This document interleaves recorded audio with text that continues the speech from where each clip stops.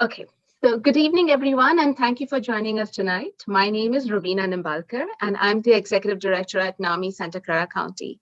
Before we start the general meeting tonight, I'm going to go over some NAMI Santa Clara County's updates.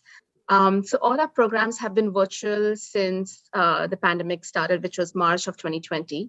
Our warm line is up and running from 10 a.m. to 6 p.m. Monday through Friday via phone as well as email. And we do have after hours family support available on evenings and weekends. The support groups are all listed on our website, which is www.namisantaclara.org and offered over Zoom. The education for our educational classes have been ongoing. And if you are interested in knowing the schedule for the education classes, you can call our warm line number, which is 408-453-0400, and you can select option number 1. The NAMI Basics is on demand and you can take it on our website. And similarly is the NAMI Home Front. The next FaithNet training is on Thursday, February 24th at 11:30 a.m. Our community peer program continues to match via hospitals as well as self-referrals. Also, please keep an eye out for an email announcement that we'll be sending out tomorrow about the community conversation focused on mental health and substance use service needs of community organized by the Behavioral Health and Services at Santa Clara County. This feedback is valuable and it will also inform future mental health substance use priorities, programs, and policies in Santa Clara County. The focus group is on Saturday, February 12th, and we'll be sending out the Zoom information as well as everything else tomorrow through our mailing list. And if you need more information or if you don't receive it, you can always email us or call us. I now would like to invite Beverly Lozoff, co-president of NAMI Santa Clara County, to make an announcement. Over to you, Bev. Okay, thank you very much, Rovina. As Rovina indicated, I'm Beverly Lozoff, co-president of the NAMI Santa Clara County Board of Directors. On the subject of the Board of Directors, every March we hold an election of officers for the board. Our board consists of 7 officers and 3 members at large. The officers are elected, the members at large are appointed by the president. Our bylaws specify that in January, a nominating committee is tasked with providing a slate of officer nominees. The current slate for the upcoming year is as follows: President Uday Kapoor, Vice Presidents Beverly Lozoff, Harold Brown, Juan Perez, and Frank Eliotto. Secretary Peter Newman, and Treasurer Stephen Wade. Voting on the slate will take place at next month, that's March's general meeting. Look for the slate in our March newsletter. Our board meetings take place on the first Tuesday of every month. We welcome your participation. It's a great way to learn what we're all about and what we're doing here at NAMI Santa Clara County. If you have any questions about our board or the voting process, please call the NAMI office and leave a message for me. Thanks very much. Okay, back to you, Rovina. Thanks so much, Bev. Okay, so over to our general meeting and the documentary that we'll be watching tonight. So we'll be watching House of Healing, a beautiful and powerful documentary that offers a window into how the synagogue and other house of worships can create mental health friendly congregation by destigmatizing mental illness. The film explores personal stories from participants, interviews from clergy and community professionals, and mental health statistics in an effort to break the silence. The film will be followed by question and answer, so stay tuned for that. So we're going to play the documentary right now. Over to you, John.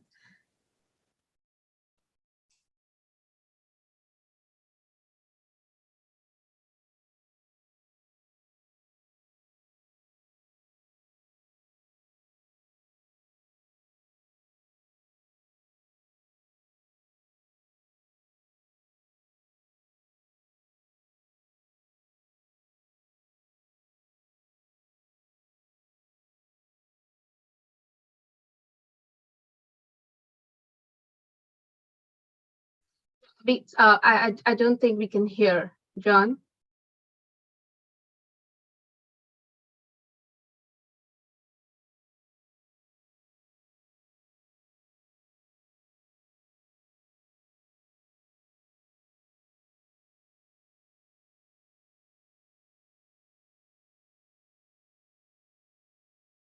We're going to try again. Sometimes there can be technical difficulties. We tested this several times, but you never know what happens at the last minute. So we apologize for the delay.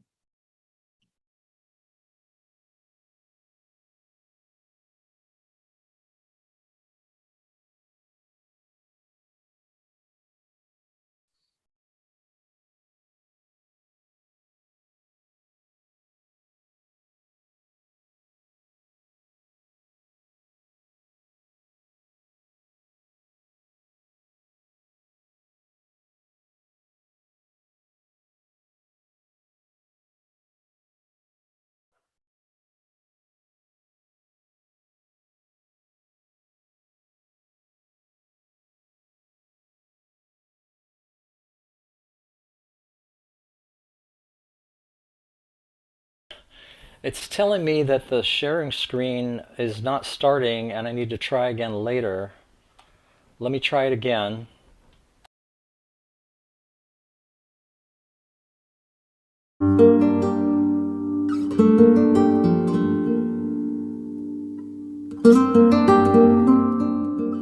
The Beit R'fuah group was the very first group of people I shared our story with, except for my mom and dad and sisters. But aside from Beit R'fuah, there was nobody else.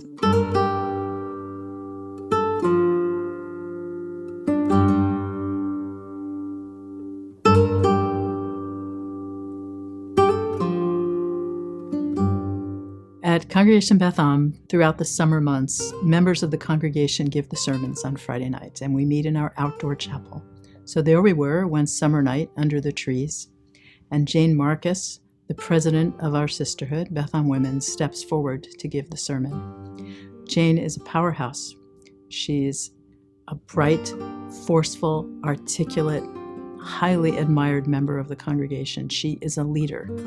And she says on that night, I'm a person who has lived with depression. I'm a person who has struggled. I have felt alone at times in my life. She opens her life, she opens her heart to the congregation and speaks from the heart. And it's a revelation. People are blown away. How could this leader of the congregation be also a person who has struggled with mental illness? At the end of the sermon, she is surrounded by people who tell her, thank you for your courage, and we want to do more. And that was the genesis of Beit R'fuah and all our congregation's efforts to bring support to those who live with mental illness. For the past 2 years, I've been a research assistant with the Stanford Center for Information Technology.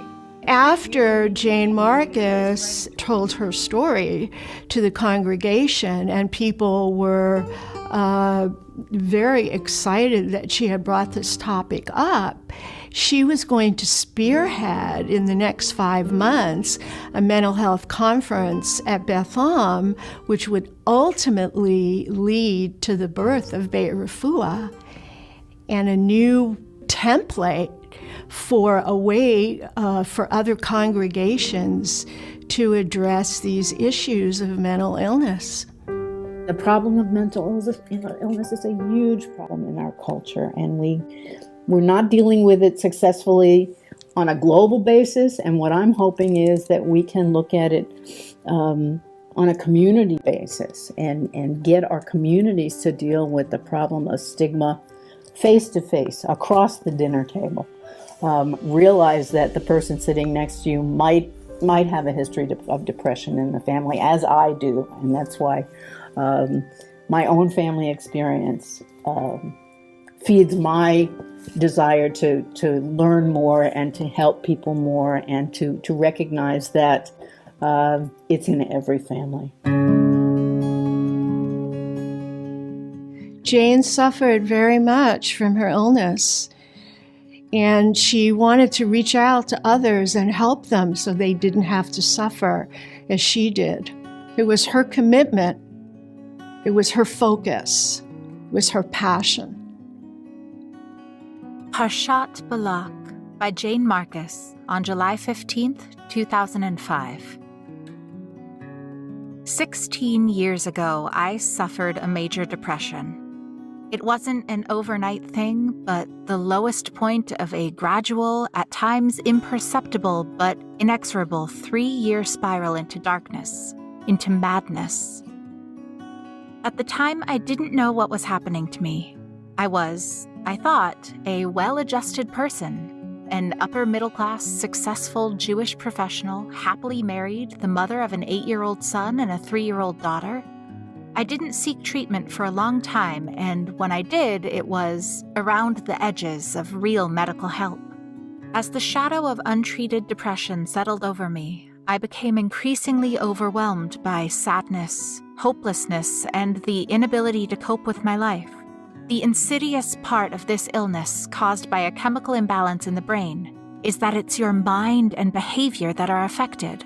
Eventually, with the help of a compassionate, skilled, and dedicated physician, I was able to find my way back.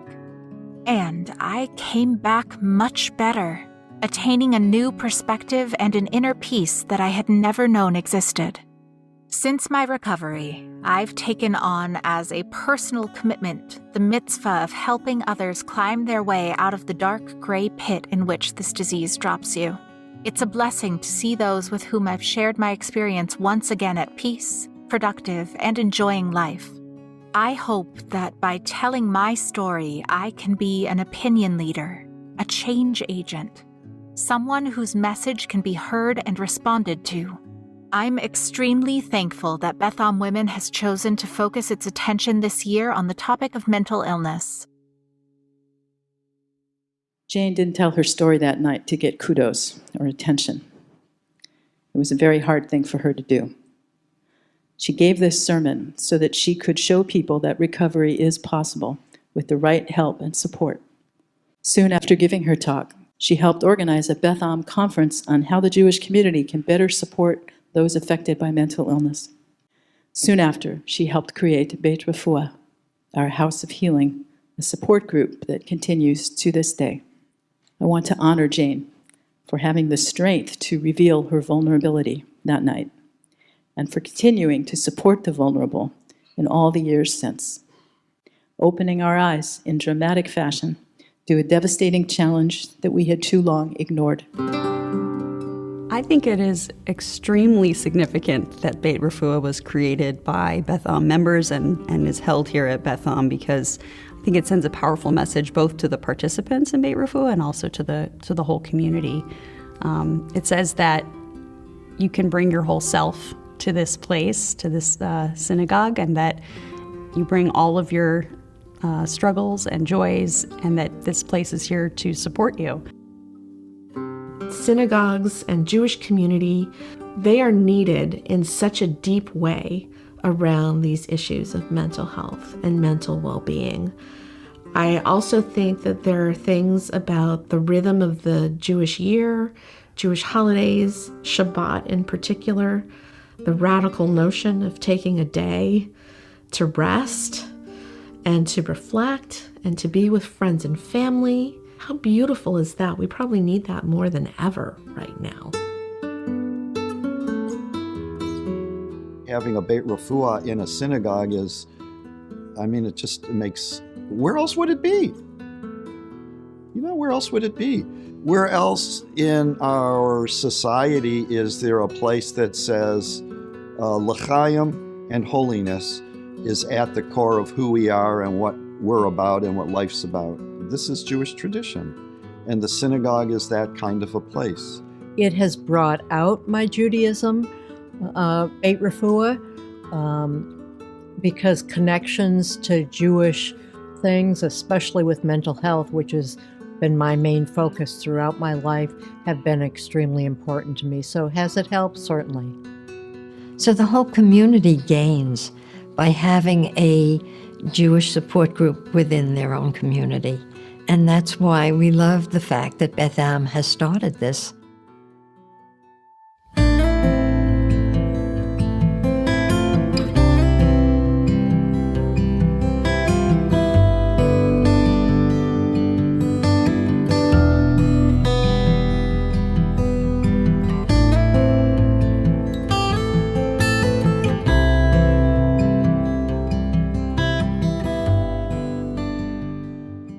I think clergy can play a very important role in making congregations mental health friendly.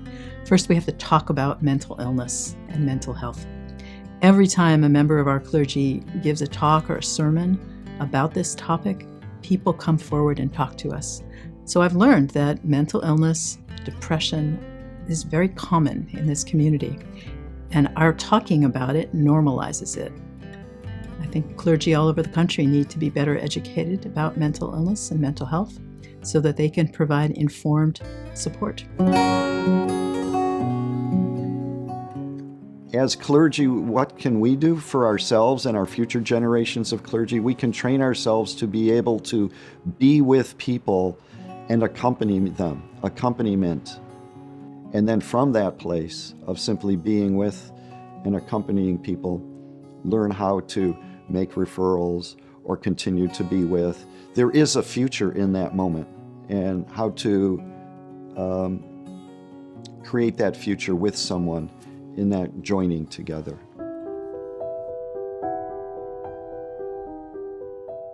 Cantor David Unterman was my husband.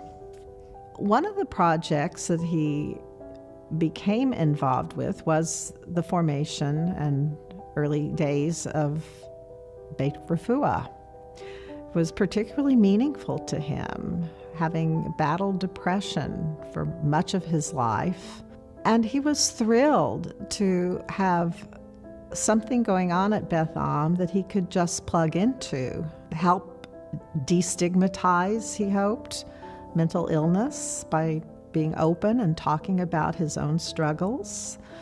It was something that gave him real pleasure to be able to be helpful in that way. You know, clergy have the power of the pulpit, and I think it is extremely meaningful to people when clergy talk about issues around mental illness in sermons from the Bima. It sort of casts a light and it makes it okay to talk about it. It also hopefully makes people feel comfortable coming to the rabbi to talk about their own personal struggles, but it just brings a level of openness to the community to say this is okay to talk about, and this is really important to talk about.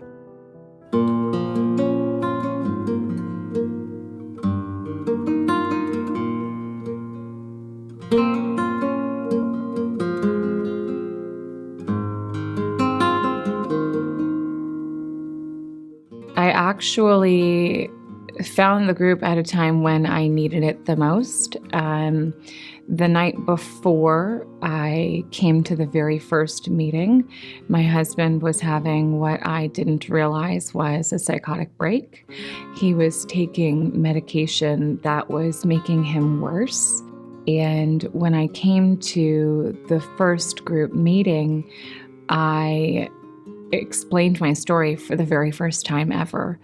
And the wonderful people in the group, they recommended that he go check himself into the hospital to get his medication straightened out, and it would be a safer place for him to be. So the very first night I was here absolutely just changed our lives. He checked into the hospital the very next day based on the advice of the people that I met at that very first meeting.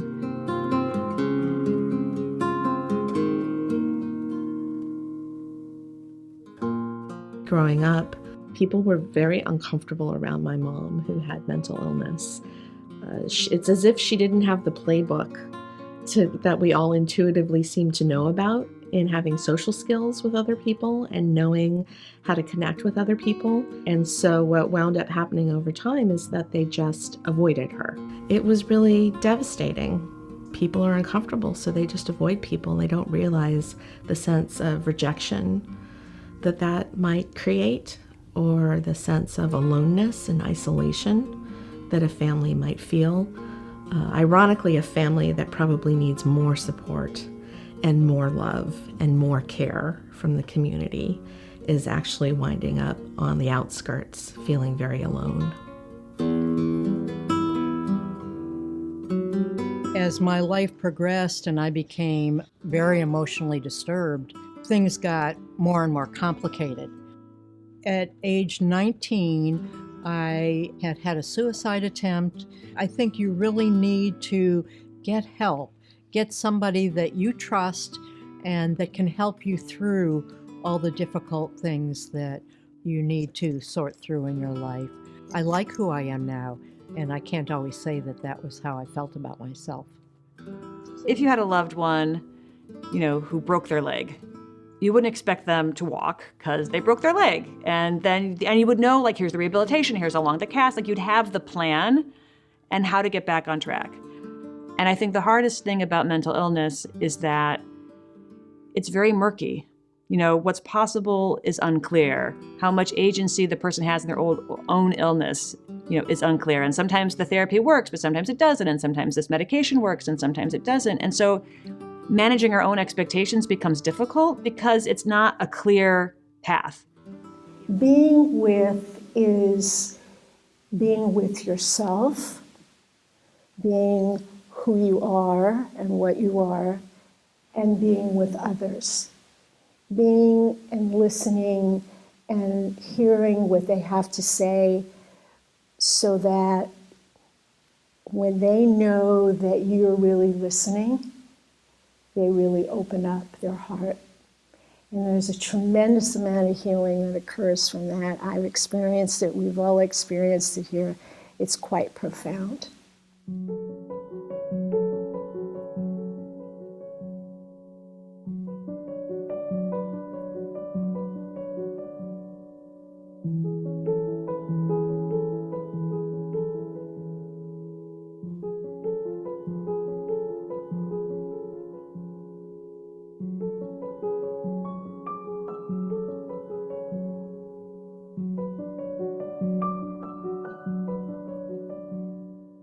Statistically, 1 out of every 4 to 5 people has a mental illness or someone within their family has one.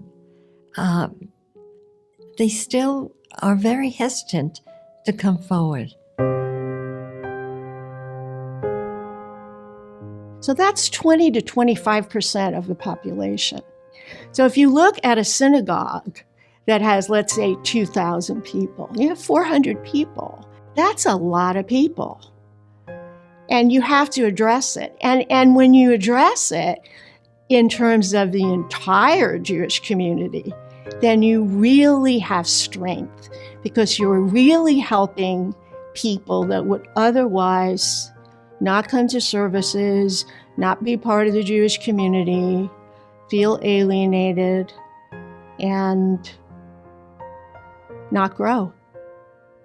I think many communities like to think they don't have certain issues, that it's someone else's community, right? If you're in a wealthy community, it's for people who are disadvantaged. If you're in a working class community, that's a wealthy person's problem. If you're in a Jewish community, that doesn't happen in the Jewish community. Wherever you are, I think people kind of try to offload the problem. So I like that there's this effort to reach out in the Jewish community to take away the embarrassment people have about talking about mental illness and say it happens in our community and our community supports people who are struggling with this. Mental illness impacts an entire family system. It's not just about the person who has the mental illness. It impacts everybody.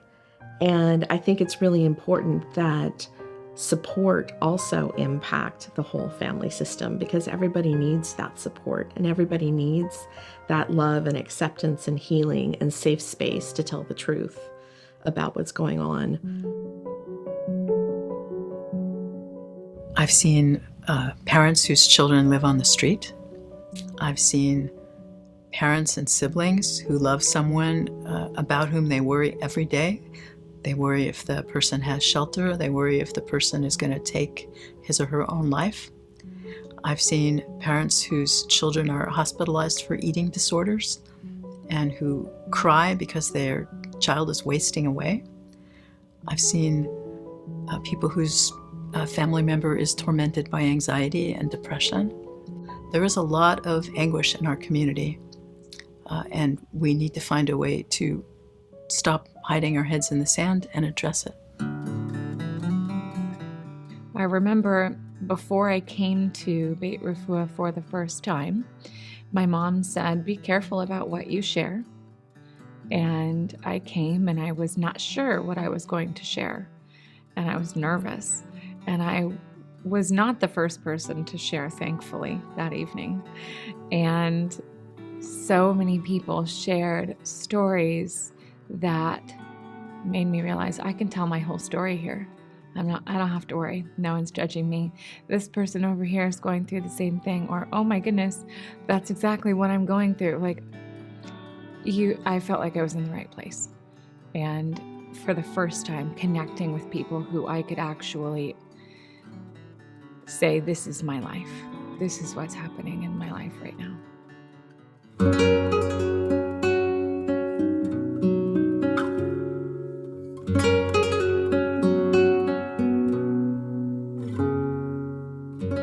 No matter how wonderful a therapist I am in helping somebody look at their mental health issues and get tools and techniques to work with their mental health issues, I am a poor substitute for an entire community that can be there to support somebody. And that is profoundly healing at such a deep level. I don't think any therapist can provide that for somebody. I think that's just an entirely different level of healing that every human being needs who's struggling with an issue like that. I think when you're carrying around anxiety over someone you care about, struggling with a mental health challenge, sometimes you don't even realize how much it's affecting you or how much it's going to be healing and helpful to share it. So even though I'd talked about my experiences with my family before, with other people, something about being in that group, I remember I started crying, and it was really very powerful, but it was really, I think, cathartic. It was healing. It was helpful to share. There was no judgment from anybody else. By sharing stories, you learn from other people how they coped with their family members' mental illness. And all of a sudden you get an aha moment and say, oh my goodness, that helped them. Maybe I could try it. Maybe I could learn how to talk to my loved one. Maybe I could learn more resources out there. Maybe the financial burden doesn't have to be mine. Maybe there's a way that they can get help.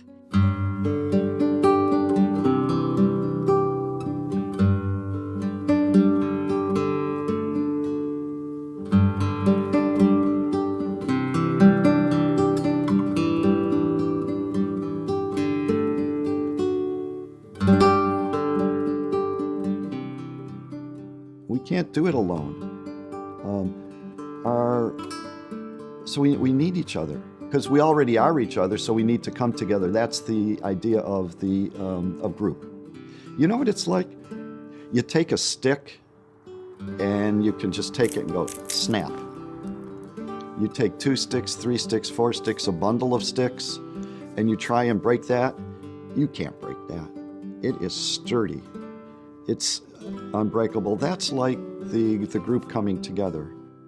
There's a redemptive quality to being able to take your experience with the challenge and then help someone else through it. It kind of gives it a purpose, like it's not just some random bad thing that happened to you, but you can find a purpose in helping someone else deal with the same kind of thing. The person who takes their turn sort of sharing their own pain and challenge then turns around and offers comfort and advice to someone else having, a similar, even a different challenge. My biggest recommendation would just be to don't be afraid to share. Just come, be an open book, and you will receive benefit. I've seen in our Jewish community when people, for example, have a serious physical illness, everybody rallies together and makes meals and supports the family through it. Mental illness is one of the ones that still is in the shadows, that still is taboo for a lot of people. The stigma is so great that not only does it cause the person with the mental illness not to get help because they don't want it to get out that they have this illness, but the family members that are struggling with the fact that their loved one has an illness are afraid to come and get help themselves because the stigma surrounds the whole family. I was living in the thick of stigma. it didn't feel right to share it, who I didn't want to be judged, and I didn't want people to think poorly about my husband. You just never know what thoughts people are going to have about the things that are happening to you in your life. Because of the stigma around the issue, my experience as a child was when I tried to talk to the adults in my world about what was happening, that they brushed it off and they would say, oh, it couldn't be that bad, or I'm sure your mom didn't mean that, or I'm sure your mom was just tired or not having a good day. That just reinforced a sense that, well, I must not be perceiving reality correctly. This must be normal, and there must be something broken about me, that I am having a hard time coping with this. And I think that winds up lasting somewhere deep inside for a long, long time.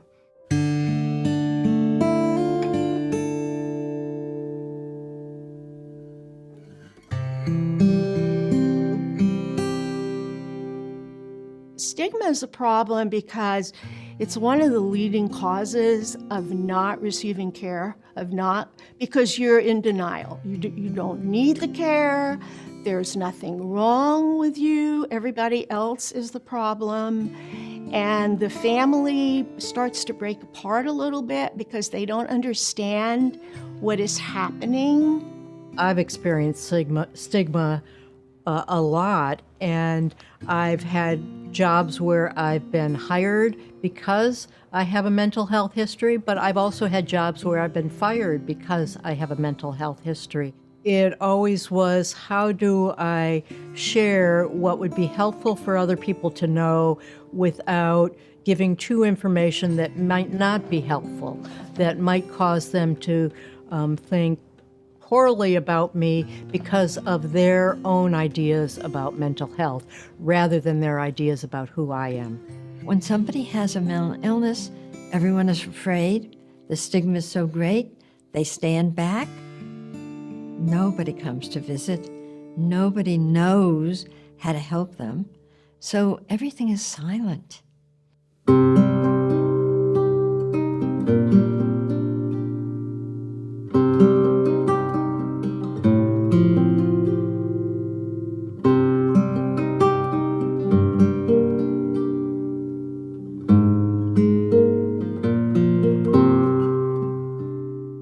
The person is not the diagnosis. I mean, you wouldn't say someone who had heart disease that they are heart disease. And people, it's hard for people to differentiate it because of the behavior. They see the behavior as the person, but the behavior is the illness. And when treated, when given correct diagnosis, correct medications, the behavior changes, and then they are the person who they are with the illness. I've learned that it's incorrect to say of a person, she's schizophrenic, or for that matter, he's autistic. That is identifying the person with the disease, rather than simply noting that it is one aspect of their life. So one would say, she has schizophrenia. It would be as ridiculous as saying she is cancer. This is a person we're talking about, not a disease. I'm really hoping that we can join with other synagogues to be able to really work in a powerful and thoughtful and coordinated way to be able to be part of the healing process around these issues. You don't have to pretend to be who you're not at synagogue. That synagogue can be a safe place to be authentic and bring all of yourself. I think Beit R'fuah offers a promising model for many Jewish communities and congregations. There are so many people in pain. There are so many people who are in hiding and consumed with a sense of embarrassment and shame, afraid to be honest about the realities of their lives in their synagogue. I think it could be a wonderful model for others to emulate. It really is an act of chesed, Love, I like to think of chesed as love in action, that it is an act of love for this community, and that I'm very grateful. Go in with an open mind. Through giving something new a try, you might find that missing link to healing that you're looking for.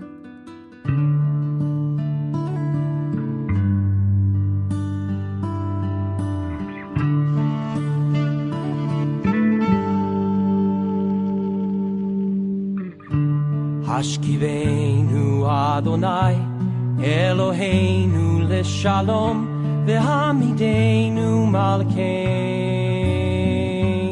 lechayim Hashkiveinu Adonai Eloheinu leshalom V'hamidenu malkeinu lechayim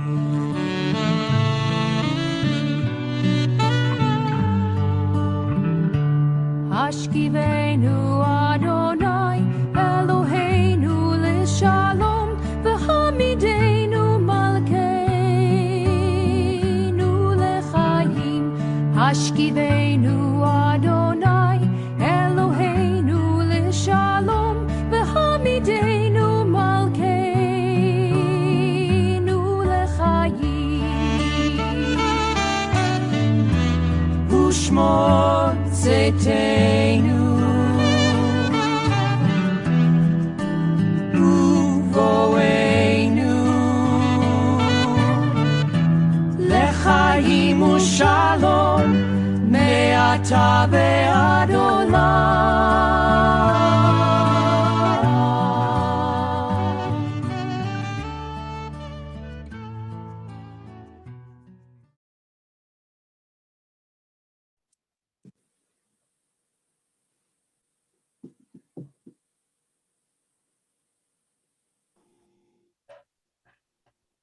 Well, good evening, everyone. I hope you enjoyed that moving documentary. Give you a moment to process all of that. It's quite a bit. I'm Marie Milo. I am a NAMI Santa Clara board member and family member. And it's my pleasure tonight to introduce our panelists for this evening as we dig a little bit deeper into the conversation about how faith-based community groups can help support families and individuals and friends struggling with mental health challenges. Before we get into the questions, I'd first like to introduce our panelists for tonight. First, I'd like to introduce Barbara. May you raise your hand, Barbara? Everybody knows Barbara Zahner. Barbara is a founding board member of the Association of Catholic Mental Health Ministers, a retired chaplain and spiritual director. Barbara initiated Out of the Wilderness, a bereavement group for those loved ones who died by suicide. Barbara has served on the Suicide Prevention and Intervention Task Force for Santa Clara County, and she is a board certified chaplain through National Association of Catholic Chaplains. Thank you, Barbara, for being here this evening. Thank you. Our next panelist is Bruce Feldstein. Bruce, raise your hand. I know you're there. There he is. Hi, Bruce. And Bruce is a physician and the founder and director of Jewish Chaplaincy Services, serving Stanford Medical, a program of Jewish Family and Children's Services, and an adjunct clinical professor at Stanford University School of Medicine. He developed and teaches an award-winning curriculum on spirituality and well-being for medical students and the faculty at Stanford School of Medicine. Thank you for being here, Bruce. And my next panelist is Carol Irwin, who you also saw in the video. Carol, say hi. Where are you? Hi. Oh, there you are. Good. Okay. Carol is a founder and group facilitator for Beit R'fuah, House of Healing at Congregation Beth Am in Los Altos Hills. Carol served as chair of Santa Clara County Medical Health Board and vice president of NAMI Santa Clara. Carol has volunteered at NAMI Santa Clara as a support group leader and at Beit R'fuah for 16 years. She has participated in a pilot study, Complementary Alternative Care for Individuals with Schizophrenia Living in the Community, and which was presented at the NAMI California State Convention. Our next panelist is Sharon. Sharon, where are you? There you are. Sharon also was in the documentary, and Sharon is an assistant professor of nursing at Samuel Merritt University. She is a former president of NAMI Santa Clara and then vice president of NAMI San Mateo. She helped start crisis intervention programs, the CIT programs, partnering with behavioral health departments and law enforcement in San Mateo and Santa Clara counties. A former member of the behavioral health boards in both counties, and recently she was invited to join the AOT Supervisory Board. And our last panelist is Tony Segal. Hi, Tony. Tony is the magnificent filmmaker and photographer of House of Healing, the documentary you just watched, and he earned his master's in documentary film and video production from Stanford University. Okay, thank all of you for being here with us this evening. And we'll start asking a few questions, and I want to begin with Bruce and Barbara with the first question. We all know that mental illness is the great equalizer, with no regard for religion, ethnicity, socioeconomics, and the like. As a chaplain in your faith community, how do you, Bruce, broach conversations about mental health with families and individuals to break down the barriers to this taboo topic? So we're starting with you, Bruce, on this one. Yeah, thank you so much. I'm glad to start us off and really pleased to be here. Before I come to your question, I just want to share my gratitude to you, Carol, for your work putting this film together and the untold hours spearheading all this and inviting me to join with you. I've grown a lot in it, and I appreciate that. Thank you, Bruce. At Stanford, where I work, I'll speak to my role as a board certified chaplain at Stanford Hospital, also at the Children's Hospital and the School of Medicine where I work. And I worked on the psychiatric unit, as well as seeing people on all the other units, also in the classroom. And I'm thinking about the people who are suddenly admitted either onto the locked psychiatric ward or voluntarily onto the psychiatric ward. And I want to focus on them. You mentioned about denial. That's certainly a big part. People come in, even if they're not in denial, they're bewildered. They're suddenly not recognizing their body or how it's behaving, and they find themselves in a stranger to their body and a stranger in a strange land in the hospital. I'm aware of that. And let's face it, there's a lot of shame. Most people don't, that stays hidden. So in my approach, what's important to me is preparing myself to be able to join with and encounter them. And I've been doing this now 22 years, and as a physician, many, many years before that. And even so, I continued to learn along the way, but it's been important to desensitize myself and in being with people. But going into the room, and I'll just talk about that, I have particular practices that I do to prepare my attention and intention, to prepare my quality of presence, so that as I enter in and join with someone, I can bring a quality of acceptance that they can sense. A spoken or unspoken word that says, "It is good that you exist. I am glad that you are here. What matters to you is what matters for me," is in the background as I enter into the room. And so that's part of my job. Inside of all that, what matters for you in this? And then I like the teaching of Carl Rogers about unconditional positive regard. As he enters into a room, and I learned this from Rachel Remen, he reminds himself that there's nothing that you can say that I cannot listen to or be with. And why? Because like you, I am a human being. I may not be able to understand it necessarily, to fix it, but the point is to join and be with you and accompany you. And to recognize that inherently, like all of us, who we are is an expression of, as we say in our Jewish tradition, B'Tselem Elohim, we're made in the image of the Holy One. We have that within us. And it's part of my role as a chaplain is to see and appreciate that in the person who I join with. Thank you, Bruce. And Barbara, you also, even though you're retired, you've had much experience and as also as a chaplain. Talk about how you handle these situations.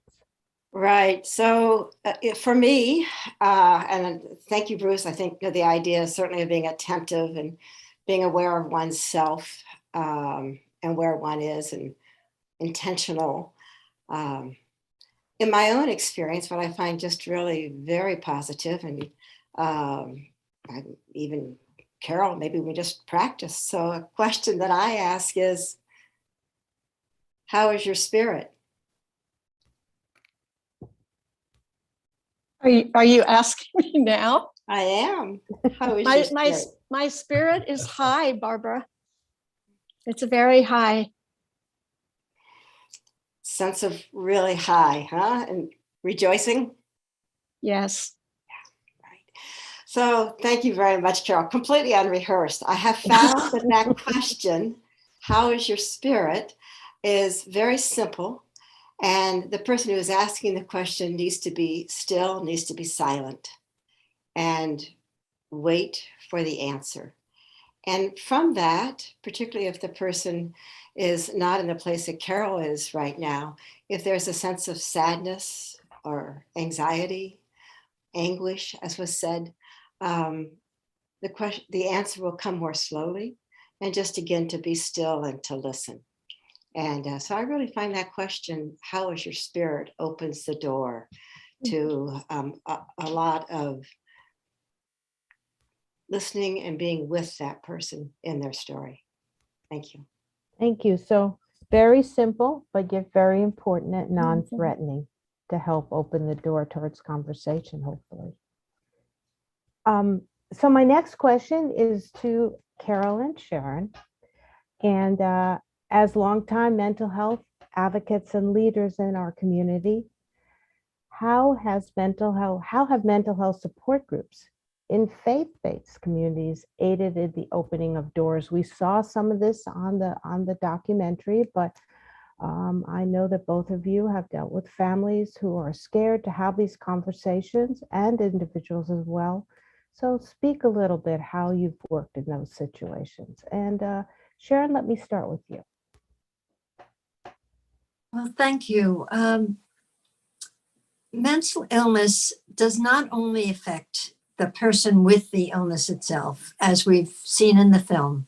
The whole family is suffering and involved in helping this person get well, if the person is willing to accept that help. People generally turn to clergy when they have family problems. And so it stands to reason that a perfect place to start a support group would be within the religious community. When you enter a place that has an affiliation with the religious community, there's automatically a feeling of comfort. And I think that's why so many synagogues have started the group. I think Beth Am was one of the first.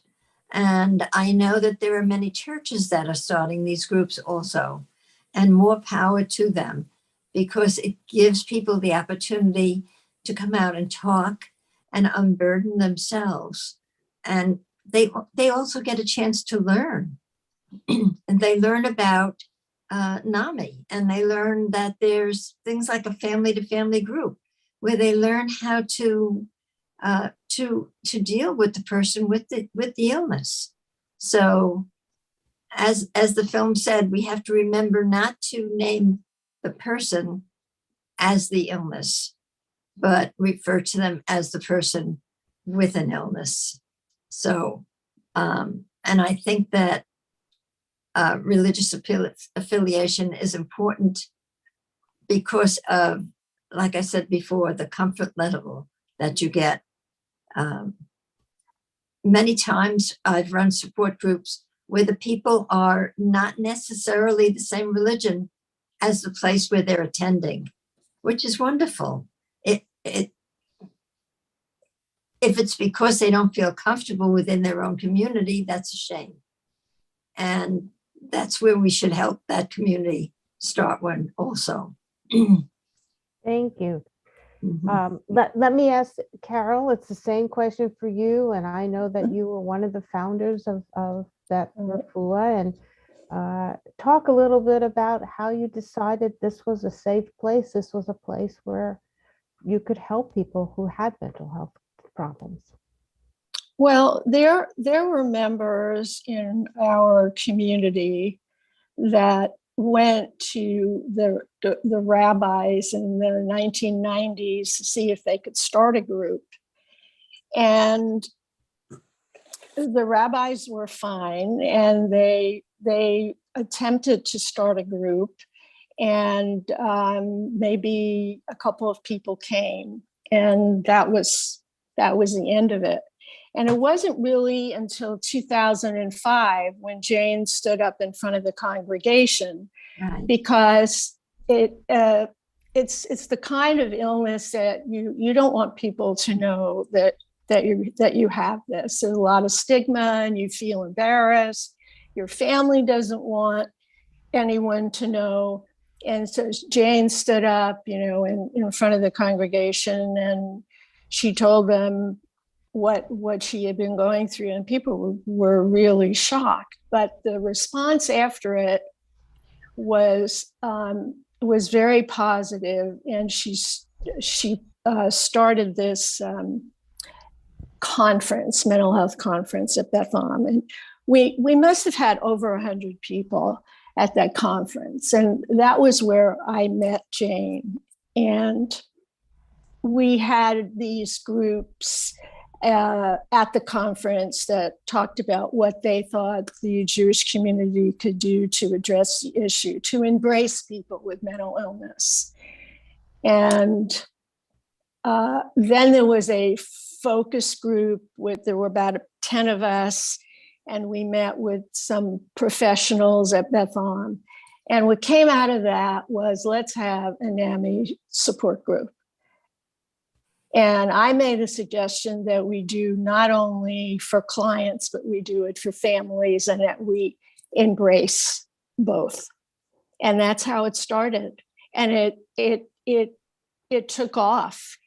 And we felt a tremendous sense of connection. We met once a month. We had food. Everybody brought a healthy salad to eat. And then over the years, the way we ran the group changed. And of course, Jane passed away, and I have been running the group just on my own now. And the group has evolved, and we've always had people from the community that were not Jewish. So we have people that were Jewish and people that weren't. We've had people from the Chinese community, the Indian community, even Buddhists. All the different communities came to us, and we embraced them. And the support was greatly needed, clearly. Yeah. And they found it through Beit R'fuah. Yeah. Thank you so much. Tony, the director of this beautiful documentary, tell us how you became involved with this project, and what were your takeaways through this experience? Yeah. Well, it was a great honor to be involved in this project. I met so many amazing people.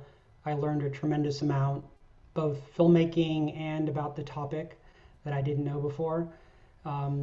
Carol reached out to the Stanford Documentary Film Program to see if there were any students or graduates interested in working on this project, and I was very drawn to it. I've known, people throughout my life who've struggled with mental illness. I also wanted to connect with my Jewish heritage on my mother's side. I thought it would be a great opportunity to do that and learn more about the Jewish culture. As a film, it was a challenge because there was privacy concerns while making it, and showing people in depth was sometimes challenging. So to just to create a film that had that mix of a lot of information content with an emotional side too was really important to us. And it took a lot of collaboration between Carol and myself and others to make that happen. A lot of takeaways for me. Some of the main points in the film were new ideas to me. The importance of group, the importance of being with other people as healing. It sounds common sense to me now, but it really hit home of how important the group is and being with others. How the illness is not the person. The behavior is manifest. The illness is a manifestation of the behavior, and also the extent of stigma and how that impacts an entire family and community. Those are the big takeaways for me. So you directed and you discovered at the same time. Yeah, it was that's what really draws me to filmmaking. It's a lifelong learning. Every film you go into, it would kind of be a detriment if you knew all about the topic sometimes. Sometimes not knowing, the curiosity that you have going into it makes the process more interesting, and also can often create a better product, because you're learning. As you're learning, you're kind of figuring out what the audience needs to also be exposed to as you're going through the process of making a film. And you're teaching now, and people are discovering what you've learned yourself. So it's a win for everybody, essentially. Yeah, I'm really happy the film is having a big impact on people, and people are learning a lot more about this topic. Well, thank you for helping make that happen. The next question really is for everybody. We've already talked about it a little bit, but one of the themes of the documentary is it's not just the individual, it's the entire family that's impacted when somebody has a mental health illness. And no one is really left unscathed, as we saw. Everybody's affected somehow. So what advice do you provide to the family when they are in a faith-based support environment? We talked about it, we saw it a little bit in the documentary, but I'd like to explore it a little further, how the family weathers the storm after the shock of it all probably starts to peel away there a little bit. Barbara, let me start with you on this one. How do you handle that when the family is there trying to understand what is happening? Right. So, interesting enough, I got involved with mental health ministry from a really tragic place. That in our parish in Almaden, 3 men died by suicide in 1 month in March 2015.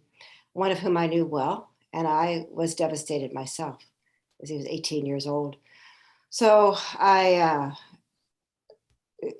as you know, I'm a chaplain, and what I observed was the grief was so deep from a death by suicide that I put together a group, and it truly was, I was floundering, really was a sense of calling, but what now? And I did find by calling together people, the church was open to having a group together. And these were all families who were bereaved by suicide. And over again, what I saw was the fact that they had a place to tell their story. And that also that within a church community, they were not all Catholic, but there was a sense there of coming, and there was a sense of the sacred. So there was a sacred container to hold that story, and how important that was. And my own experience at House of Healing was that there was just a tremendous sense of the sacred container, the flow of the liturgy. It's a beautiful model that is there. But for the families to have that place to talk to one another, And you are not alone. It's just so vital. Thank you. Thank you. So Bruce, when you are at the hospital and the family comes in and they have no clue what has just happened to their loved one, how do you start to help them with the situation? My approach is similar in many ways to how I approach the patient. And I love, Barbara, your question where you ask the patient, well, how's your spirits? That's one of my favorite questions too. And I will turn to the family. I make a point always to turn to the family and say, how are you? How are you doing? What's your situation? And then I just shut up and listen. It's not like shut up, but I just sit there and listen with this place of embrace. And sometimes having talked with the patient, we'll call clients patients inside the hospital, and with families, maybe it's also appropriate when they're in the room together, I might turn to and ask the family in front of their loved one, well, how are you doing? And to facilitate. And as I'm listening to myself, the unspoken message is, one, for me to be unafraid.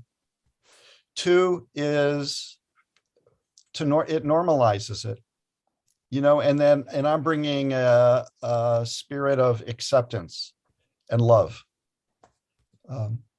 So my focus is with the individual families in that moment.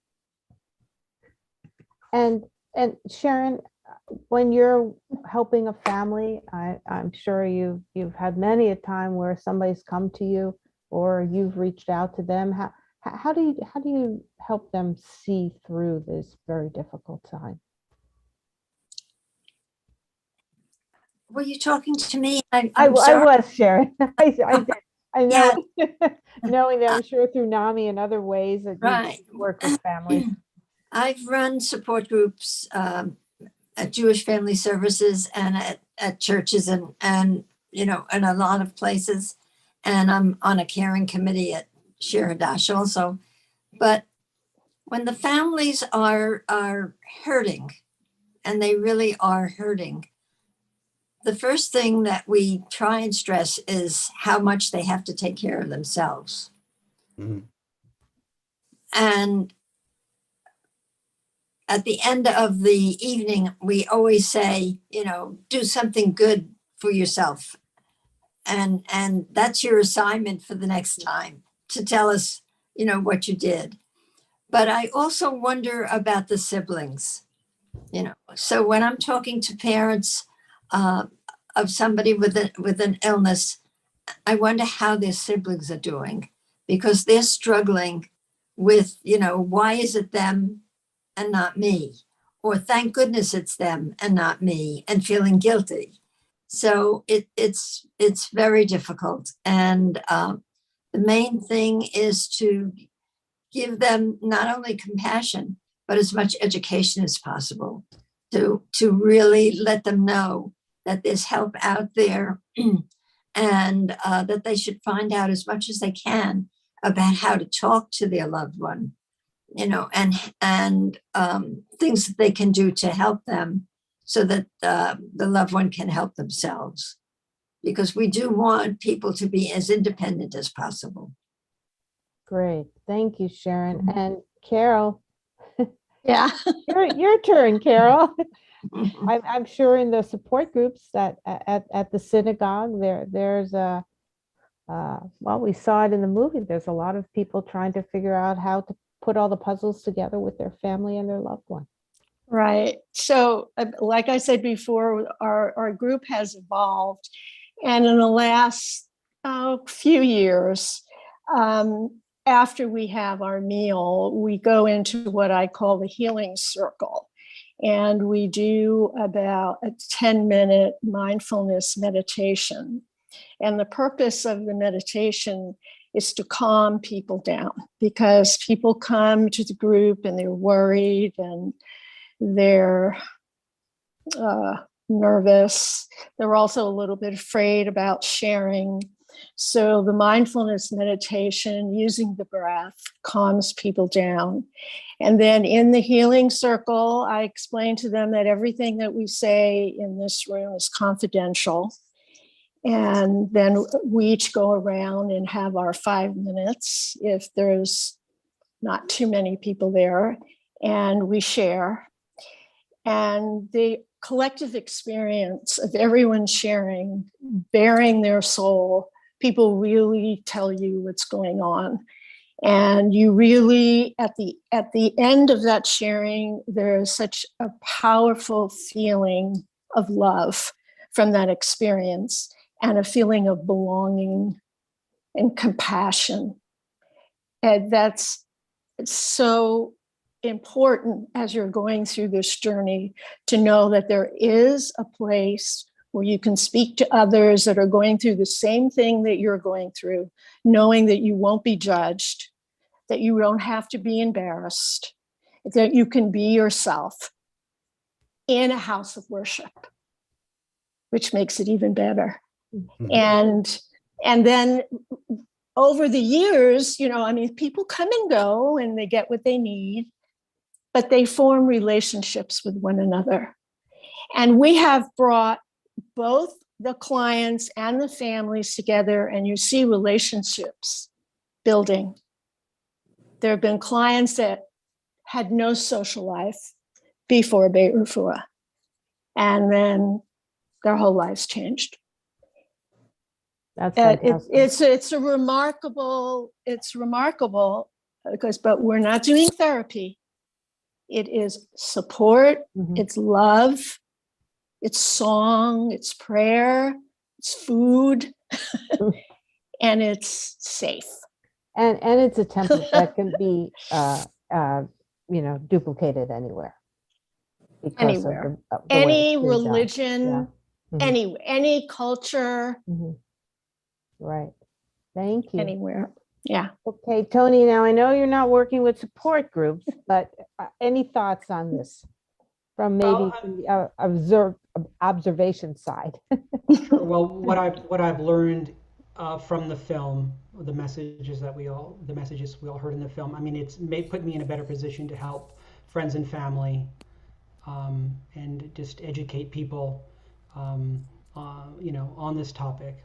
So I guess that would be the extent of my ability to help. The film and making the film was very helpful in that. I learned a tremendous. And you can pay that forward in what you're doing. Absolutely. So Barbara and Bruce, I want to ask a little bit, how do you pass along your knowledge and your experiences working with those who have a mental illness to those who are faith leaders, who are clergy? I'm sure there's a lot of discomfort and uncertainty for certain individuals, and if they're the leaders of a faith organization, how do we make them comfortable, because we know that congregates are probably coming to them and asking them for some kind of guidance. Bruce, I'll start with you on this. Yeah, thank you. Engage with the other clergy. These are my colleagues. So I could say to one, how are you? This, as leaders, this is something we can't avoid. It's not whether we like it or don't like it. This is something, it's when we signed up to be a clergy, in my case, a chaplain, or whether you're head of a congregation, this is part of the deal. And they often don't teach us this along the way. And maybe we all, every one of us has people in our families or in our personal lives. And so it's something we need to also confront for ourselves. Well, how do we do that? Well, we can learn to do that with colleagues in good company and learn from each other and ask each other. There's a tremendous amount of lived experience and wisdom that we already carry with us. And we can share that. That's what I call tradecraft. That's the kind of learning that you kind of share, the little tips and tidbits along the way, and we can ask people. The other thing is I'm aware that I can't do this alone. I do need you, my colleague. I do need not only other clergy, but other members of the community to support me in supporting others. It can be really hard sometimes. It can be gut-wrenching to put ourselves in the midst of this with some families and accompany them. How do we stay buoyant? What are the key relationships with ourselves, with us? Who is our soul friend? Who is our spiritual director? Who are our colleagues? Where do I connect with the transcendent so that I can have and renew that strength that in the Jewish word is that koach, that strength, ruach, that spirit, to be able to stand and be with people. And over time we can grow. We can learn to do this. Absolutely. Thank you, Bruce. How about you, Barbara? How do you work with those Sure. folks So out in my there? spiritual zip code, I am not a clergy person. Spiritual zip code is a phrase that was used at Stanford, and I just always found that just a delightful phrase. However, and I certainly am a person of faith and a woman of faith, and certainly work a lot with those who are ordained. First thing in my experience that the clergy are really interested in this topic. I know there was a survey done, I think it was 2019, or maybe the beginning of 2020, pre-pandemic, among the clergy in the Diocese of San Jose. And the idea of learning more about mental health was issue number 2 that they were just and there are 4 issues, and the 4th one was self-care. So kind of echoing upon what Bruce is saying, I think that we who are in faith communities need to understand there's a tremendous amount of pressure upon those who are clergy. I think the model that was done on the film, thank you, Tony, for capturing that. Thank you for the beautiful rabbis, because they gave the example of those who are in their own faith community and also spoke from their own lived experience. And again, going back to, sharing the story.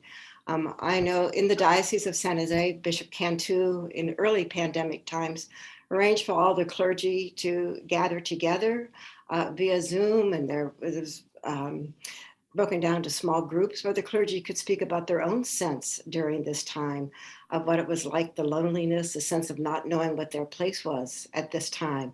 And then in my own experience, I heard 2 pastors preach about how powerful this was. And they spoke about their own, that sense of loneliness and where am I supposed to be here? So I guess one of the things that clergy can do very clearly is to speak from their own lived experience and how powerful that is. Second thing, this coming Sunday at St. Simon's, which is in Los Altos, so pretty near there, that there will be a commissioning of the mental health ministers there. So if there is a formal, like within the liturgy, clergy have so much that they can weave within liturgy. So that formal commissioning, and then it's going to be followed with the congregation taking a stigma-free pledge, and then followed with a tabling event with food, of course.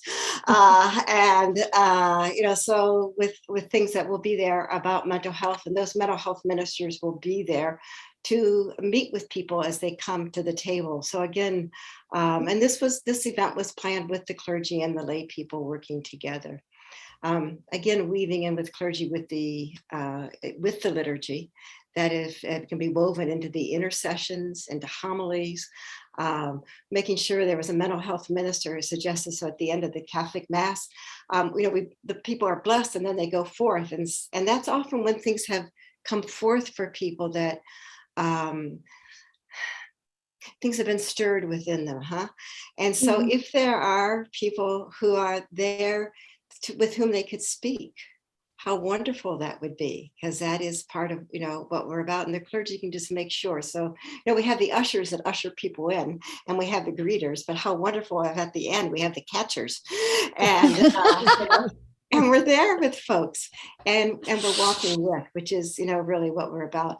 Also would really invite the clergy. I know the clergy that I know are very connected with NAMI, and with the NAMI with the warm line, just have that there. So just so no doubt I've spoken enough here, but those are just some thoughts here. That's great. That's fantastic. It's good to know that that's going to be happening. I'm gonna ask all of you this question. It was touched upon, and in the documentary as well as now. how do we change the narrative so that people don't see somebody as a schizophrenic, for example, but they see somebody and as a person, somebody who has an illness. They have schizophrenia, but they are not a schizophrenic. It's I think there's quite a bit of work still to be done there. And I'm wondering if we could just talk for a minute how you think we could change that narrative and help educate our community more to see a person for what they are and not for their illness. Sharon, you brought that up while we were talking earlier, so I'd like to bring that to you first. I think it's so important to remember that, yes, there is a person that's there, and they're real. They're somebody's mother, father, sister, brother, whatever. And I had a thought that just went right out of my head, but I think that more education of the public and more sensitivity of people in general, so that there's been so much advertisement about, this person murdered somebody or beat somebody up and they have schizophrenia or something like that in the media. And I think that's something that we should try and fight as much as possible, to get people in the media more involved, so that they don't just identify somebody because they have an illness and they committed a crime. Absolutely, changing the narrative in the public sector as a whole. Absolutely. Carol, your thoughts on this? Well, I think people need to be educated. It's like learning a language, right? And you learn the correct way to say a sentence. Well, this is the same thing. It's like Sharon said, the news media, whenever something happens that's violent and the person has a mental illness, they always bring it up, well, he has schizophrenia. Well, would you say that, if somebody had cancer on the news? Well, he had cancer. That's why he did that. It's really, it's a matter of educating the public of what's correct. And we still have work to do there. even in not just the news world, but in the movies, everywhere. Well, there's a lot of embedded ideas that need to be changed. Tony, as somebody who's making films, how do you see a way to perhaps educate the viewer, the community a little bit? What are your thoughts? Is the Beit R'fuah documentary a start? Is there any other things that can be done?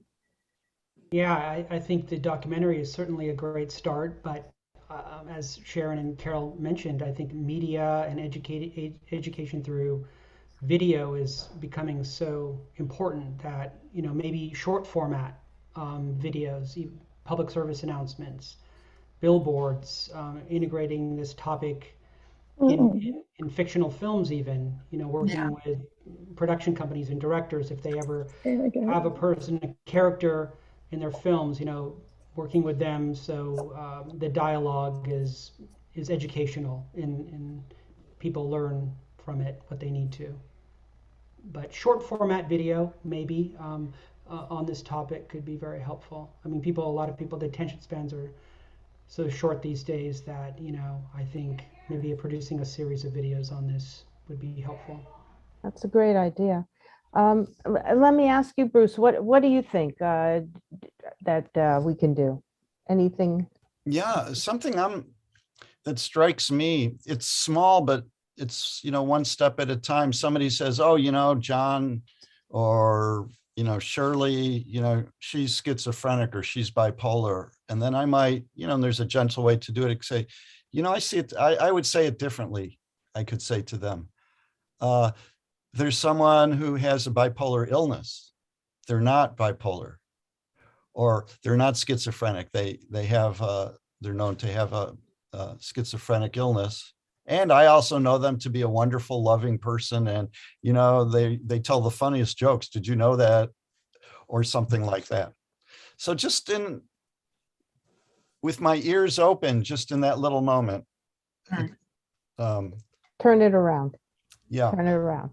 But I don't have, you know, I'm just starting with what I can do.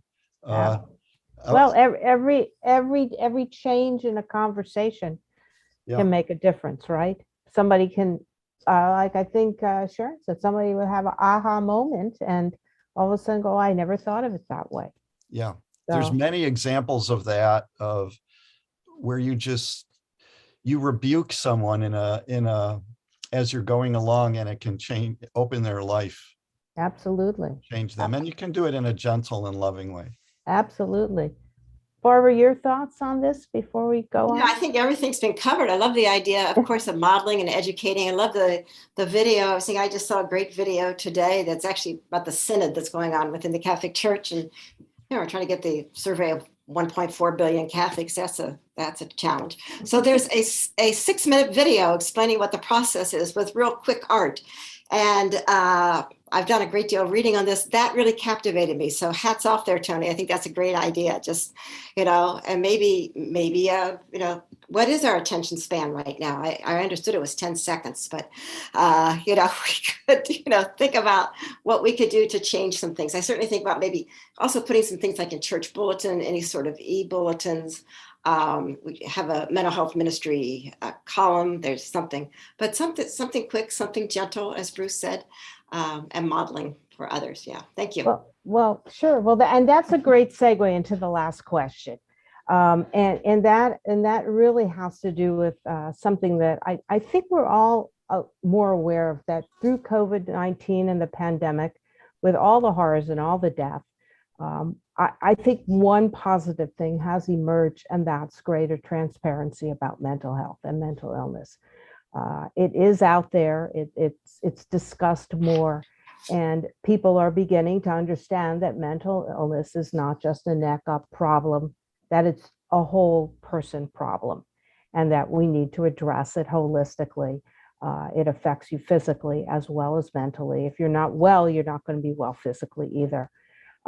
So on that note, I guess I'd just like to ask all of you, do you see more positive conversations coming out about mental health?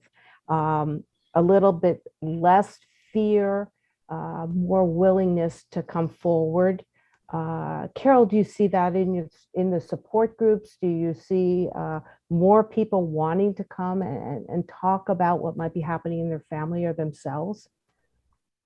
I think it's easier for people now to come. I'm not saying, I wouldn't go as far to say that there's more people, because the pandemic makes it a little trickier because you're on a screen and you don't feel the sort of insular confidentiality that you would in a room. You know, there is it does make it a little more uncomfortable for people. But I think that when, for our group, that once we get into our circle, I've noticed that people just really open up. And I can't remember if it was always that way. And we've been doing this for 16 years. So it's really hard to remember if we did that at the beginning, but people really need a place to share. They need to know that what they share, others will understand and they won't be judged. Fair enough. How about you, Sharon? Can I just say one thing? The sharing is also very educational, because you're sharing, you hear what somebody did that was successful, and you take it home with you and maybe try it on your own family. So that's so important. But what about, Sharon, let me ask you, do you think there's more openness to have a conversation about mental illness? I mean, are you seeing that out there, or What are you noticing? Yes, I think it's a little bit more open. It's not, perfect yet. Right, of course. But we've done a lot of training for law enforcement, for judges, and trying to get the DAs to understand, and I think that helps. And we're now at the point where we not only want the police to be the person that goes out when a call comes in at 911 for a mental illness. They're starting a new 988, I believe it is. Mm-hmm. And they're trying to have professionals, family members, and peers go out on those calls to be able to try and diffuse situations before police have to be called. Right. So hopefully that grows. It's more open, and family members are more willing to participate. And I believe that the mental health professionals are learning the importance of dealing with the families also, and not just the person with the illness. Yeah, very good point. Very good point. How about you, Barbara? Are you seeing a little bit more transparency out there? I am. I'm seeing a great interest. I think there's, first thing, the sense of well-being. The pandemic has certainly, we have had this shared experience of isolation, loneliness, not being able to have the connections to which we're accustomed to. In other ways, it's opened a different type of communication as well. And we've been able to look into people's, bookshelves. So like mine right back there. Like, okay, what are you reading over there? So there has been this in many ways, the pandemic is there's unexpected graces that are there. And I have seen indeed that people are really interested in talking. I think what we need to provide are giving people those tools that we would give to spiritual care providers, about being able just to step alongside with people, to listen with them, not necessarily provide the solutions, just simply provide a space for people to share their story. And if we can also express some of our own vulnerabilities with that, how great that is, huh? Yeah. So I think it's been an unexpected opening that has occurred. Do you agree with that, Bruce? Or are you seeing that as well? I am. And one of the things I teach I've introduced at the medical school is I call reflection rounds, where groups of medical students and now also residents and others in training will come together with a chaplain and sometimes also a physician to reflect on their inner life experience, including the emotional landscape. So we don't talk about mental illness per se, but we talk about as Barbara's been alluding to, is the lived experience. So people are struggling with burnout, struggling with loneliness. That people are comfortable to talk about that. Younger people, students, a generation are much more open, I'm seeing, to talk about that. And in our groups, they will talk about the effect of taking care of a certain person and perhaps grief that they're struggling with. We'll ask about what sustains them. Some people will just come right out and talk that they'll say, well, I have this and this or that mental illness and with my therapist. And I look around the group and people are leaning in. They're not going, oh my gosh, they're leaning in, and there's a real a togetherness. So I would say that now in the reflection rounds group, there's a sense of confidentiality that we invoke, but I'm seeing it. People are. It's more transparent, and so I would say yes. That's wonderful. Hopefully there's a small opening that's starting now to break through.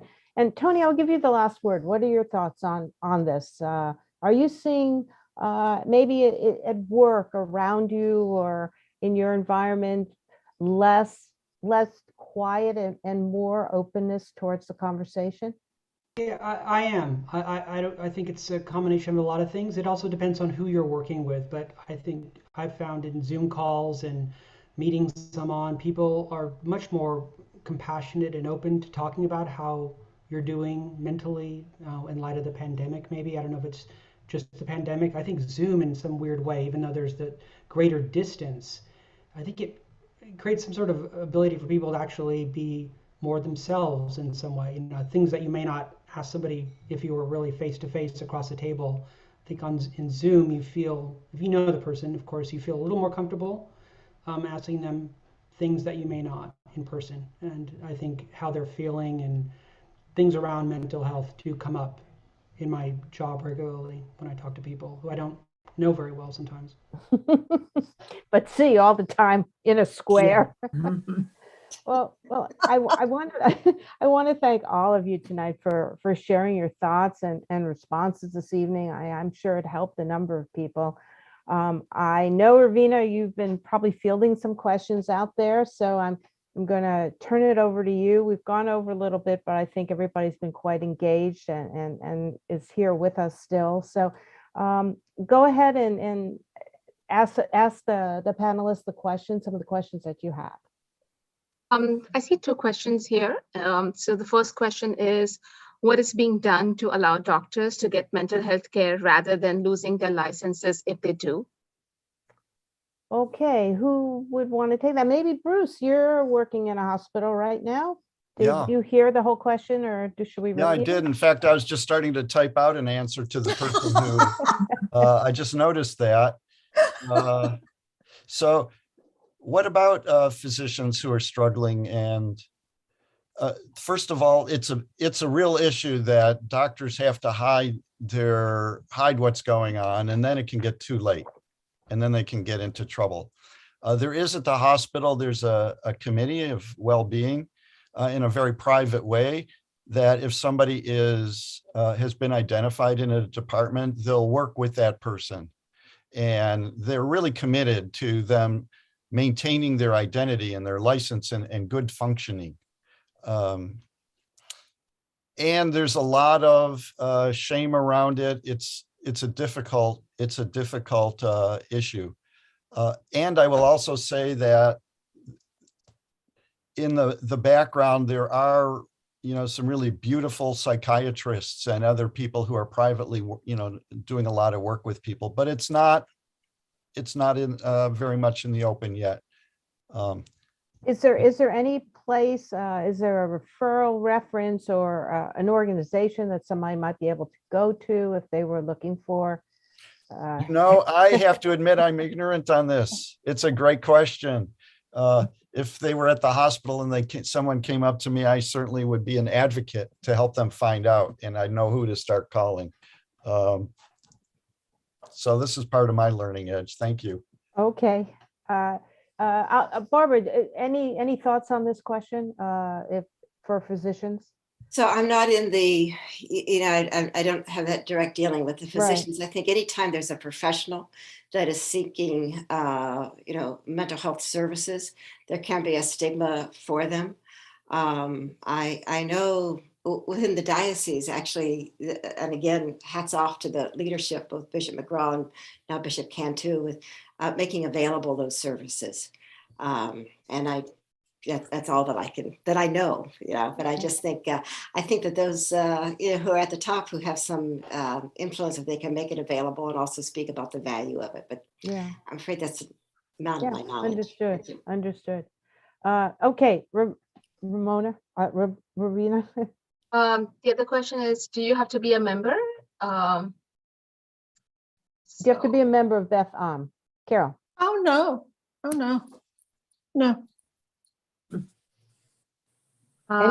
Anybody can come, and it's open to the community. Right. To the community, yeah. And what we could do is provide maybe the address, an email, or no. What you can do is the email address that was at the end of the film. So it's mentalhealth@betham.org. mentalhealth@betham.org. And that will come to me. Can you type that in there so that people can see that maybe? Oh, I can probably type that in there. Actually, we don't have chat enabled, so people can't see it. Oh, okay, gotcha. It's mentalhealth@ betham.org. Yes, that's BETHAM. AM, one word. .org. Right. .org. Yeah. It might be worth saying you don't even have to be a member of NAMI to access their services. Right. That's right. That's true too. Right. That's right. I'd like to go back to the other question about the physicians. Okay. They're able to access the help center, psychology services, psychiatric services, just like anyone else. You know, at a certain level. I think the questioner came up about people who are starting to get really impaired and losing their license. And so that's another category. And that's what I was initially focusing on. And there's people who do deal with that. But I wanted to mention that, you know, doctors like others are going in. They're people. Just a person in a different profession. Yep. Needs help. You know, they've talked about the Absolutely. fact they're so burned out because of COVID. Yeah. Right. That many doctors and nurses are leaving. And that's right. There should be an effort to save them by helping them learn how to take care of themselves. I know on our units at the hospital at Stanford, there's heightened awareness about this issue. And it's something I know in our spiritual care service we talk about. Nurses are talking with us about it. It's out in the open. It's something that we have to deal with. Okay. Ravina, any more? I think we are almost over our time. So let's just take another couple of questions. Yeah. There's another question that says, my feeling is that regarding the community policing concept, the first time someone is hurt or killed, it will be discontinued. Comments on that? I'm not sure we understand that. Right. I think John Duckworth has that question. John, do you want to ask? I can unmute you.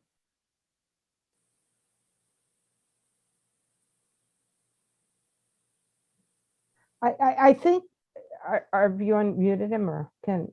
No, I'm just looking. Okay, because I think what John is saying is that as soon as there's any sense of, if it's not a lived experience individual, if there's no empathy involved in the process of helping somebody, and that individual, as we've seen so many times, has interactions with police, and we have people who have been killed, or how do we change that, you know, in terms of it's sort of what you said, Sharon, you know, somebody goes out there and there's an incident and somebody is arrested because they killed somebody, and it turns out that individual had a mental illness. Then the feeling is, well, it's the mental illness. So how do we get around that problem? I think that's what John's saying. If not, and you can find him in our group, you can ask him to So I let him. I allowed him to speak, but now I don't see him anymore. Okay. So we can move on to the next one. Okay. Okay. What support is provided through the media that differentiates those who make large financial donations versus those that support producing films on mental health or music? My brother works for large producers in Hollywood that you would know. You want to say that again? I'm not sure all of us caught that. What support is provided through the media that differentiates those who make large financial donations versus those that support producing films on mental health or music? So is that person saying that what's the difference between a film versus the media versus somebody who is just a large contributor? And there's a follow-up. Change? Yeah, it seems that the environment is very hush-hush about mental health and what helps them both on both ends of spectrum to understand and support mental health.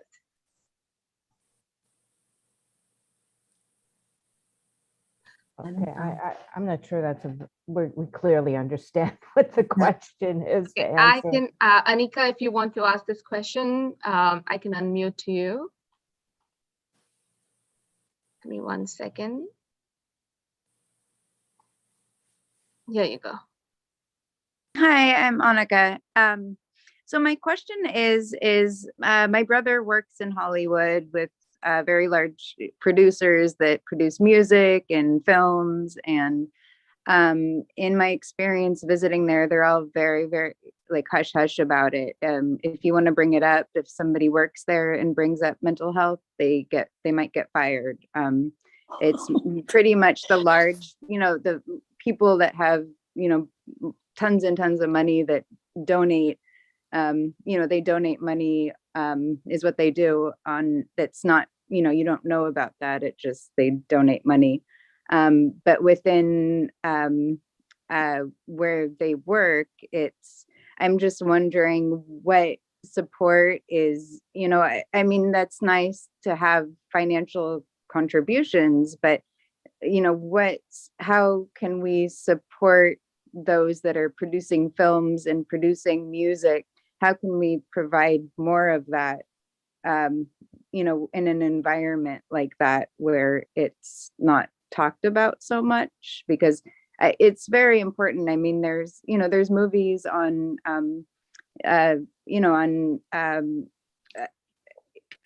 like medical issues that people have, and and it's for the family, and it'll show how the family works with the family member to make things better, for example. But they don't have, as much of that on mental health, and especially like in the music industry and films. It's if he were to ask, he works, he's pretty well up there, but it's if you were to ask them about that, or if you were to, wanted, if there was support around that, there's people experience, they don't talk about it. And it seems like that there should be more information or more, support for more knowledge about mental health, and, better understanding. And they're kind of, it seems like they're more, it's more about their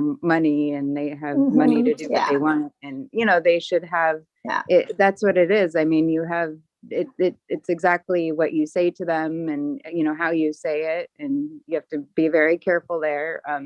But it just seems like there's no, to help them understand it is like a different ballgame. It's just if it's gonna produce money that everybody would like and they'd make a lot of money, then they go for that. But there's so many, now that it's important to provide more education to people about, in the community, about mental health. But what about in the media? That I think that that's really important. And it's like I said, they can get in a lot of trouble for even bringing that up. It's not, it's not.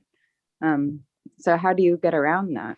Annika, I think you're talking about a cultural problem within an industry, and you're trying to get the industry to recognize that a lot of people want to be able to ask for help and are scared to do so. So that's a cultural problem within that industry. I don't know what the actual answer would be. I don't know if anybody if the panel can answer that question, but clearly the transparency of need and understanding is something that somebody has to break, that barrier, that taboo that's out there right now. And I think that would make a huge difference. It's sad. I mean, even with my brother alone, he's in his own world, and he's in, producing music that everyone hears every day, and in the movie theaters. And to bring up mental health, it's like a, it's a different culture. They're not like, they don't understand that. And I think I don't hear so much about people talking about breaking that cycle, because the media is so huge.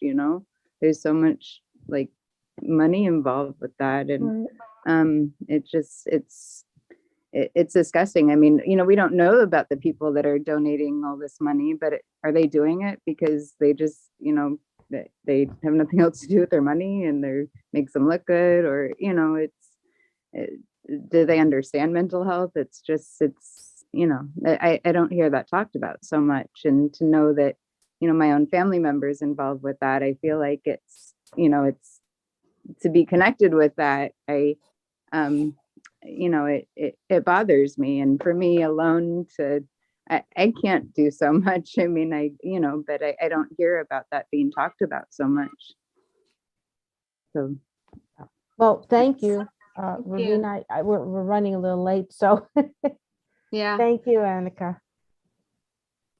So, okay, I think I've had some questions about how they can watch this meeting on YouTube. So I think the best way to do that is to go to YouTube and look for NAMI Santa Clara County. And this should be listed under our general meetings. It should be the general meeting for February 2022. So yeah, so that's about it, I guess. Okay. Thank you, everyone, for coming Thank tonight. you. And thank you to all the panelists. Thanks, Morit, for the panel discussion. This was very informative and an amazing documentary. Thanks for everyone for coming tonight and watching the documentary, and for your questions and just providing the support. We'll see you next month. Yeah. All right. Thank you Bye. all. Thank you all. Bye, everyone. Thank you very much. Thank you Good for night. doing this. Yeah, our pleasure. Thank you. Take care. Have a good night. Good night. Good night, everyone. Good night. Bye. Great job, Carol and Tony.